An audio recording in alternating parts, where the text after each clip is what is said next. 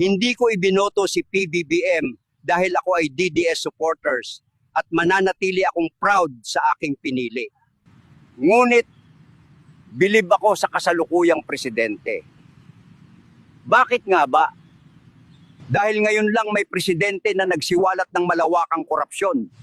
Kaalyado ka man o hindi, kapag kasabwat, sorry ka. Sa taumbayan niya, ipinapaubaya ang panghuhusga at paraan. Ngunit nakakalungkot lang isipin, bakit siya pa ang pinupukol? Maraming presidente ang dumaan, pero may naglakas loob ba ng ganito? Sana matuto ang mga tao na timbangin. Ipagtanggol natin ang Pilipinas, hindi lang ang tao. Ang presidente napapalitan pa ulit-ulit. Pero ang Pilipinas, lugmok sa korupsyon kung hindi tayo magbabago. Mayaman, lalong yumayaman.